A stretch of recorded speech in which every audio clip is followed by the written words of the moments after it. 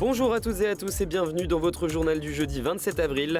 Au sommaire, le maire du Mans et le préfet de la Sarthe veulent reconquérir la place d'Alger. Objectif, calmer les riverains confrontés aux nuisances sonores des fêtards tous les week-ends. Autre nuisance physique cette fois-ci, les punaises de lit, ces insectes qui se prolifèrent et qu'une nouvelle entreprise sartoise promet d'éliminer sans produits chimiques. Et puis enfin, le musée de Tessé nous ouvre ses portes pour l'installation de sa prochaine exposition inaugurée le 13 mai. Immersion avec l'équipe technique. Ils ont venu, la police, et le lendemain, ils ont dit qu'il faut fermer, c'est tout. Jusqu'à aujourd'hui, on n'a pas reçu d'idée. Vague de protestation place d'Alger au Mans. Les kebabiers interpellent Stéphane Le Foll sur l'interdiction d'ouvrir la nuit. Est-ce que la fermeture des kebabs et de la restauration rapide la nuit va résoudre les nuisances sonores? Je ne pense pas. Il n'y a pas de débit de boisson dans les kebabs. Il n'y a pas de musique sur place.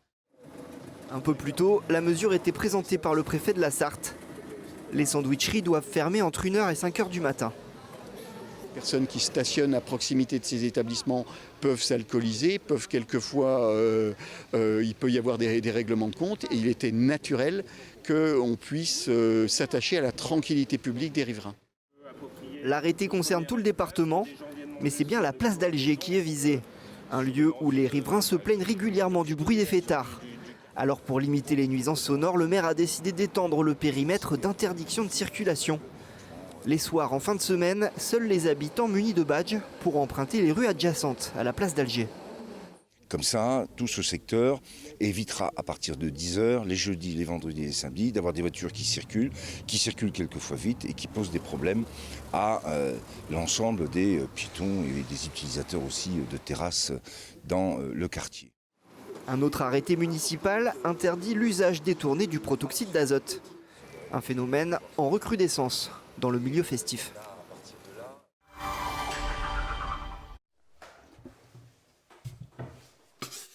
De la vapeur sèche à 180 degrés projetée partout dans une chambre, Cyril Coutard chasse les punaises de lit.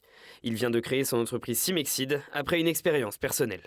Avec ma femme, on voyageait pas mal à une certaine époque et on a ramené dans nos valises les punaises de lit. On est allé dormir dans le canapé en prenant notre couette et bien évidemment, on a infesté aussi le salon. Internet, j'ai regardé un peu les solutions, il n'y avait que des solutions chimiques. Et moi, ça ne me convenait pas du fait de mon passé professionnel. Je ne voulais pas mettre de produits chimiques dans ma chambre. Ancien pompier spécialisé dans les risques chimiques, il cherche une alternative. Pour éliminer ces petits insectes, son entreprise vide la pièce et dépose son contenu dans une chambre froide.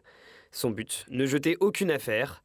Une fois le lieu vidé, Cyril Coutard projette cette vapeur dans tous les recoins, là où les punaises de lit se cachent.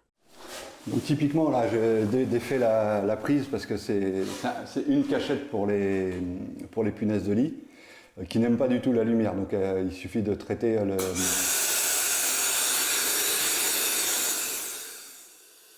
Alors la vapeur a l'avantage de traiter les œufs, les nymphes et les adultes, contrairement au traitement chimique qui n'a aucun effet sur les... De la taille d'un pépin, ces insectes rampants sont visibles à l'œil nu mais se cachent dès le jour levé, souvent à proximité du lit.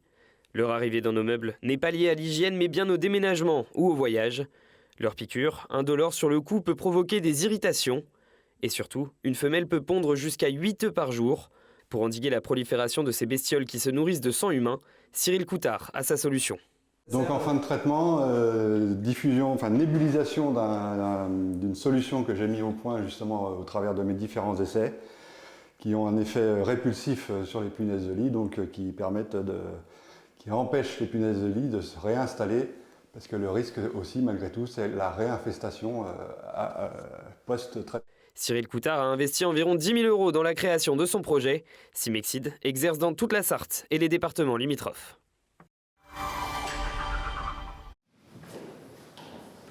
Jour de chantier au musée de Tessé. L'exposition Le Réel Sublimé est en pleine installation. Sinon, ce qu'on va faire, c'est qu'on va le basculer vers moi.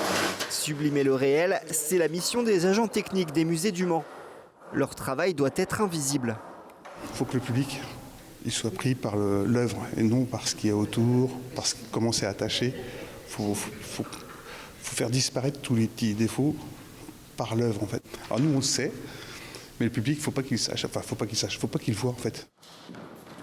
Pour coordonner toute cette machine de l'insaisissable, la chef d'orchestre, c'est Éléonore. Là, on est en train de régler l'intensité lumineuse des spots pour que les tableaux ne reçoivent pas trop de lumière. Je Son action consiste à assurer la mise en place de l'exposition et la bonne conservation des œuvres dont elle a la charge. Alors il y a l'arrivée des œuvres, il y a l'installation effectivement, l'aspect accrochage. L'idée c'est d'avoir un accrochage esthétique, harmonisé. Voilà, on fait une scénographie avec le conservateur et ensuite vous avez l'équipe technique qui fait tous les réglages pour que ce soit le plus agréable possible pour le public. Et pour ce qui est de la scénographie, c'est le regard de la conservatrice qui opère, en lien avec celui de l'artiste. Il peut y avoir des rapports de couleurs, il peut y avoir des formes qui ne vont pas ensemble, des dimensions de tableaux qui ne vont pas ensemble. Parfois, on peut mettre un grand tableau à côté d'un petit, ça marche très bien. Parfois, ça ne marche pas. Donc, c'est vrai que c'est quand on voit en fait les œuvres qui, quand on les sort, quand elles sont à terre, on se dit, tiens, là ça fonctionne pas, là il faut en enlever un parce que l'œuvre ne respire pas assez. Donc, en fait, entre ce que l'on a prévu et ce que l'on fait au final, il y a toujours des petites choses qui changent. L'exposition ouvrira ses portes le 13 mai prochain, une fois que toute l'équipe des musées du Mans aura apporté sa dernière touche aux œuvres de Philippe Cogniet. Et ce jeudi au Mans, on ne voyait qu'elle. La toute première rame de tramway aux couleurs du centenaire des 24 heures du Mans est en circulation. Et d'autres vont bientôt suivre, puisque 7 autres trams sont en train d'être habillées en l'honneur de la classique Mansell. Elles resteront en place jusqu'au mois d'août. Voilà, c'est la fin de cette édition. Merci à vous de l'avoir suivi. Pour toujours plus d'infos, rendez-vous sur notre chaîne YouTube.